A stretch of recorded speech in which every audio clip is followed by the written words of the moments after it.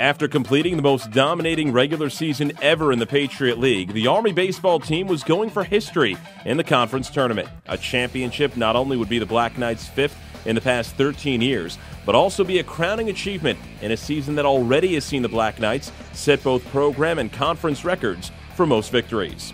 In the Patriot League Championship Series, the top-seeded Black Knights were matched up with second-seed Holy Cross.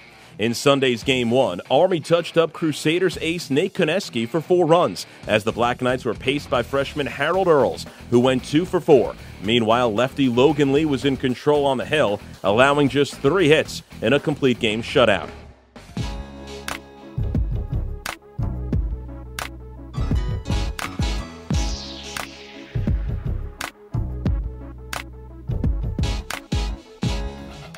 Game 2 was a back-and-forth affair, which saw Holy Cross score 4 runs in their final 2 at-bats to notch a come-from-behind 7-4 win and force a decisive Game 3.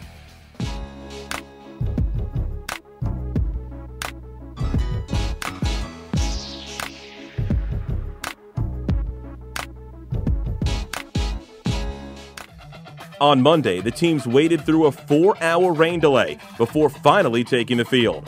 Army starting pitcher Nick DeMarco allowed 4 runs through 6 innings, while the Black Knights scored twice in the bottom half of the 6th on an RBI single from Earls and a run-scoring groundout by Cody Myrtle. However, once the top of the 7th hit, so did the heavy rain again, and the game was called 2 pitches into the frame, with the score knotted at 4. Army and Holy Cross would have to wait until Tuesday to see who would be crowned the 2012 Patriot League champion. When the game resumed, the Black Knights turned to expert setup man Gunnar Carroll, and Holy Cross went with their Game 2 starter Donnie Murray, who almost immediately ran into trouble in the bottom of the 7th. After allowing back-to-back one-out singles to Zach Price and Daniel Cortez, Murray was lifted in favor of Koneski, who intentionally walked Kevin McCaig. Freshman Mark McCants then broke the tie with a sacrifice fly, scoring Price. At that point, Holy Cross went to closer John Colella, who picked up the win in Game 2. Then came the turning point of the series, as J.T. Watkins stepped to the plate and crushed a 3-run home run over the left field wall to give Army a 4-run lead.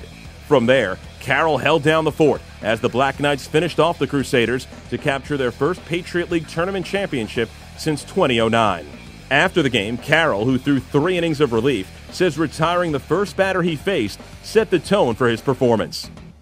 Regardless of the runs that we put up, getting through the top of the 7th was probably my biggest feat. Honestly, the first strike was the biggest feat. We started out behind that hitter. I did not want to walk him. So being able to get him out early was, as soon as I did that, I settled down. I was in a nice rhythm. And Watkins savored every moment of his game-turning round tripper.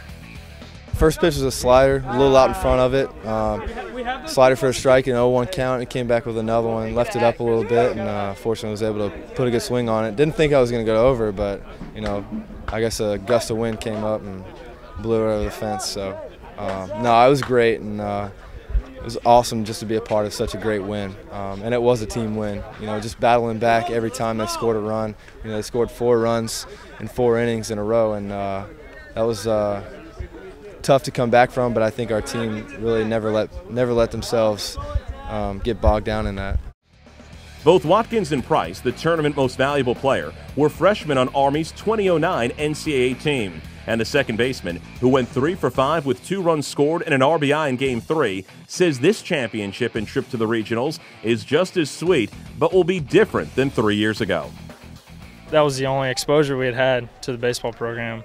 And the bar was set that high, and so, but you never forget a feeling like that. You never forget a feeling like winning a championship, and then going to the regionals. And I think, especially with this group of seniors that we have, we never forgot that taste, and we knew that this year would be a special year for us. And I think everybody bought in, and it's been a special year.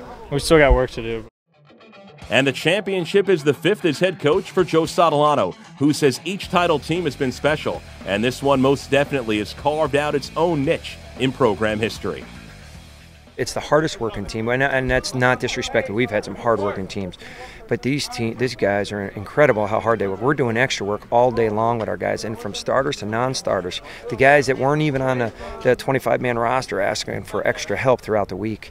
You know, they really did a great job as far as their work ethic and their belief. And again, it's the senior leadership was just phenomenal. It really was outstanding. This team will forever go down as one of the toughest teams that I've ever had the privilege of coaching, and one of the best led teams. And that's saying a lot, because man, we've had some great ones go through. The 41-13 Black Knights will find out on Memorial Day where they'll be headed for the NCAA Regionals, which begin next Friday. For ITT Excellus Night Vision, I'm Rich DeMarco.